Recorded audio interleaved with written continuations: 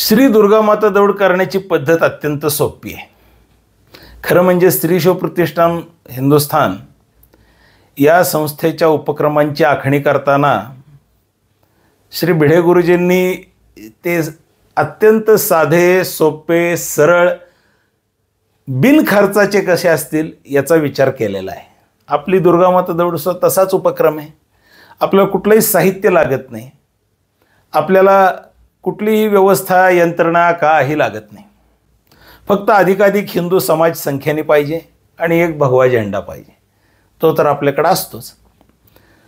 तर एवढ्या साधनांनिशी आपण दुर्गा माता दौड करू शकतो की तरुणांची संख्या आणि भगवा ध्वज आणि फार तर डोक्यावर टोपी किंवा भगवा फेटा या साधनांनिशी दौड होऊ शकते. अत्यंत बिनखर्चाचा, परंतु कष्टाचा उपक्रम आहे. आपल्या कामाचं वैशिष्ट्य असं आहे, आपल्या कामामध्ये खर्च काही येत नाही, परंतु कष्ट बरेच पडतात. श्री दुर्गा माता दौड करायची पद्धत बिनखर्चाची असली तरी आजच्या सुखलोलूप हिंदू समाजाला थोडी कष्टाची जरूर वाटेल. कारण पहाटे उठावं लागेल. पहाटे होऊन शुचिरभूतपणे आंघोळ करून, स्नान करून, कपाळावर भगवा टिळा लावून, डोक्यावर टोपी किंवा भगवा फेटा परिधान करून एकत्र जमणे, भगवा झेंडा सिद्ध करणे आणि गावातल्या मध्यवर्ती ठिकाणी, शिवछत्रपतींची बऱ्याच गावामध्ये अशी पद्धत आहे की ज्या ठिकाणी शिवाजी महाराजांची मूर्ती आहे त्या ठिकाणी लोक एकत्र जमतात आणि गावातली जी ग्रामदेवता आहे किंवा गावातलं जे प्रसिद्ध देवीचं मंदिर आहे तिथपर्यंत धावत दौडत पळत आणि शिवाजी महाराजांच्या नावाचा जय जयकार करत, जगदंबेच्या नावाचा जय जयकार करत, जिजामातेच्या नावाचा जय जयकार करत, वेगवेगळी देशभक्तीपर गीतं म्हणत, शिवाजी महाराजांच्या पराक्रमाची अनेक गीतं आहेत ती सामूहिकपणे म्हणत आणि समाजामध्ये शिवाजी महाराजांच्या विचारांचा जागर करत पहाटेच्या पवित्र आणि मंगल समयी दुर्गा माता दौड निघते. दुर्गा माता दौडीचा प्रारंभ हा सकाळी सूर्योदयाच्या आधी झाला पाहिजे. ते पथ्य आपण पाळू. फार उशिरा दुर्गा माता दौड तितकीशी प्रभावी ठरत नाही. ती पहाटेच्याच मंगल वेळी केली तर जास्त देशाच्या अंगी लागते. त्या दृष्टीने गावोगावी पहाटेच्या वेळी मुलं एकत्र जमतात, भगवा झेंडा सिद्ध करून देवीच्या दर्शनाला जातात. रोज वेगवेगळ्या मार्गाने जायचं. आज या गल्लीतून गेलो तर उद्या त्या गल्लीतून, जेणेकरून गावातला सगळ्या वस्त्या, सगळे विभाग हे आपल्या दौडीच्या माध्यमातून तिथपर्यंत आपला हा जागर पोचला पाहिजे त्याची काळजी घेण्यासाठी असं आपण केलं आहे. आणि देवीच्या देवळात जाऊन देवीची आरती करून आणि आपलं जे मागणं आहे त्यावर गुरुजींनी काही श्लोक लिहिलेले आहेत. ते श्लोक याच्या डिस्क्रिप्शनमध्ये आपण टाकू किंवा त्याची PDF, त्याची लिंक. तर ते श्लोक सामूहिकपणे म्हणून देवीला ते मागणं मागून मग येताना वेगळ्या मार्गाने पुन्हा ज्या ठिकाणून आपण सुरुवात केली त्या ठिकाणी माघारी यायचं आणि तासाभराच्या वेळेमध्ये हा सगळा उपक्रम पार पडेल असं बघायचं.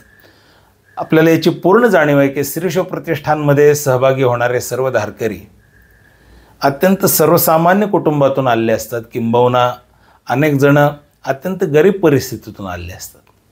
देशभक्तीची, धर्मभक्तीची जाणीव श्रीमंत माणसांमध्ये फार कमी असते, गरिबांमध्ये ती जास्त असते. याचा अनुभव आपलं हे काम करताना आपल्याला येतो. त्यामुळे आपला व्यवसाय, धंदा, नोकरी याला कुठेही बाधा न पोचता आपल्याला हा उपक्रम करायचा आहे. म्हणून आपण पहाटेची वेळ निवडलेली आहे की सकाळी 6च्या सुमारास सुरुवात करून 7-7:30पर्यंत आपला उपक्रम दुर्गा माता दौडीचा समारोप घेऊन आपापल्या कामाला, आपल्या उद्योगधंद्याला, आपल्या रोजच्या जे काय उदरनिर्वाहाचं साधन आहे त्याच्यासाठी आपल्याला जाता आलं पाहिजे. याचीसुद्धा आपण काळजी घ्यायची आहे. देशादेवाधर्माचं काम करत असताना आपण व्यवहाराचं बंधनसुद्धा पाळलं पाहिजे. आणि त्यामुळं कारण आपण शेवटी जरी देशाचं काम करत असलो तरी व्यवहारामध्ये जगत असताना आपलं जे काय नोकरी, व्यवसाय, धंदा आहे तो आपल्याला प्राणपणाने करावाच लागतो, निष्ठेने करावा लागतो. तर त्याची काळजी घ्यायची. म्हणून दुर्गा माता दौडीची वेळ ही पहाटेच्या वेळी ठेवलेली आहे आणि ती आपण पाळू. आपल्या या कामातून आपला वैयक्तिक उत्कर्ष तर होईलच, परंतु आपल्या राष्ट्राचा सुद्धा उत्कर्ष होईल अशी काळजी गुरुजींनी घेतलेली आहे. प्रत्येक उपक्रमाची आखणी करताना ही दुधारी तलवार आहे. बरेचदा असं होतं दौडीमध्ये संख्या कमी जास्त असते. काही गावांमध्ये दौडी खूप मोठ्या संख्येने होतात, काही गावांमध्ये दौड अगदी मोजक्या संख्येने होतात. संख्येवर त्याचा प्रभाव अवलंबून नाही आहे. दुर्गामाता दौड हा मुळातच प्रभावी उपक्रम आहे. ती दुधारी तलवार आहे. त्याचा अर्थ असा आहे की दुर्गामाता दौड ही समाजावर तर प्रभाव पाडतेच, परंतु जे सहभागी होतात त्यांचं सुद्धा परिवर्तन करते. आपल्यापैकी अनेक धारकऱ्यांचे असे अनुभव आहेत की 10 दिवस दुर्गामाता दौडीला आला आणि त्याच्या आयुष्यातल्या अनेक वाईट सवयी कायमच्या संपल्या. पहाटे उठायची सवय लागली, सकाळी उठून व्यायाम करायची सवय लागली. दुर्गामाता दौड ही एक प्रकारची बलोपासना सुद्धा आहे. तर या सगळ्या गोष्टींचा विचार केला तर ही दुर्गामाता दौड जरी फारशी खर्चिक नसली तरी ती थोडीफार कष्टाची आहे. परंतु देश उभा करायचा असेल, धर्मरक्षण करायचं असेल तर कष्टाला मागं हटून उपयोग नाही. कष्ट घ्यावेच लागतील, त्याला पर्याय नाही. आणि खरं सांगायचं तर शिवाजी महाराजांनी आणि संभाजी महाराजांनी जे कष्ट उपसले त्या तुलनेत हे दुर्गामाता दौडीतले कष्ट म्हणजे अत्यंत नगण्य आहेत, अत्यंत फालतू आहेत. एवढे सुद्धा कष्ट आपण जर करू शकत नसू तर आपल्या देशाचं भवितव्यच मग अंधारात आहे असं म्हणावं लागेल. परंतु आपल्याला शिवाजी महाराजांची स्वप्न पूर्ण करायची आहेत आणि त्यासाठी आळस झटकून पहाटे लवकर उठून किंबहुना आपल्या सवंगड्यांनासुद्धा उठवून ही दुर्गामाता दौड आपापल्या गावामध्ये, आपापल्या विभागामध्ये, मोठ्या शहरांमध्ये एका ठिकाणी जमू शकत नाही तर वेगवेगळ्या विभागात केली जाते.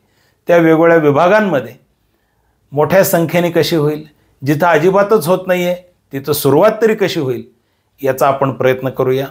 दुर्गामाता दौडीचं यश, दुर्गामाता दौडीचा प्रभाव हा संख्येवर अवलंबून नाही तर आपल्या निष्ठेवर अवलंबून आहे. परंतु संख्येची भूक आपण कायम मनात बाळगली पाहिजे, संख्येचा हट्ट आपण कायम धरला पाहिजे आणि जास्तीत जास्त हिंदू समाज आपल्या उपक्रमामध्ये कामामध्ये कसा सहभागी होईल याच्यासाठी जितके प्रयत्न आपल्याला करता येतील ते सगळे प्रयत्न आपण केले पाहिजेत. ते आपण करूया आणि गुरुजींनी जी पद्धत सांगितलेली आहे त्या पद्धतीमध्ये ही दुर्गामाता दौड आपण करूया. अजून एक मुद्दा राहिला. अलीकडच्या काळामध्ये असं लक्षात आलेलं आहे की बऱ्याचशा गावांमध्ये दुर्गामाता दौडीमध्ये मुलं आणि मुली यांचे एकत्रितपणे दौड केली जाते. आपण काही फार बुरसटलेले विचाराचे किंवा मागासलेले विचाराचे नाही आहोत, परंतु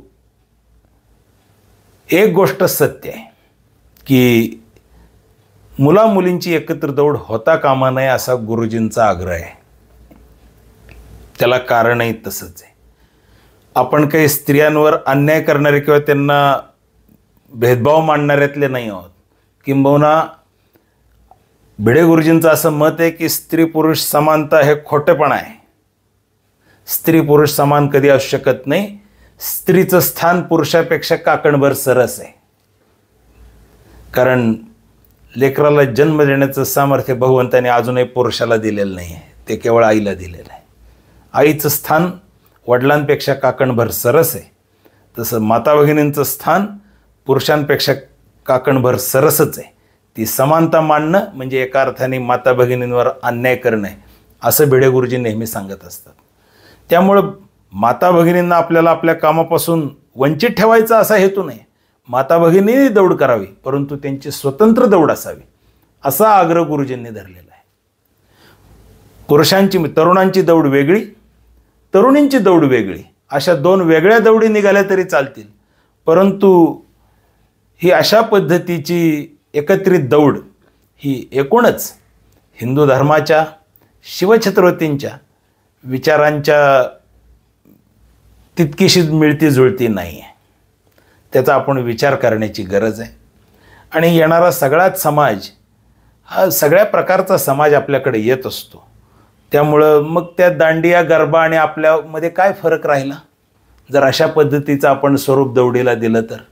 याचा विचार करून गुरुजींनी आपल्याला सूचना केलेली आहे की माता भगिनींनी दौड करायला हरकत नाही, परंतु माता भगिनींची दौड स्वतंत्र असावी, पुरुषांची तरुणांची दौड स्वतंत्र असावी. त्या 2 दौडी एकाच गावात निघाल्या तरी हरकत नाही, परंतु ते पथ्य आपण पाळूया. आणि अशा पद्धतीने जी आपल्याला गुरुजींनी निर्धारित करून दिलेली दौडीची पद्धत आहे त्याचं पालन करून आपापल्या गावामध्ये दुर्गामाता दौड हा उपक्रम मोठ्या उत्साहाने आपण येत्या वर्षी साजरा करूया. धन्यवाद. जय भवानी.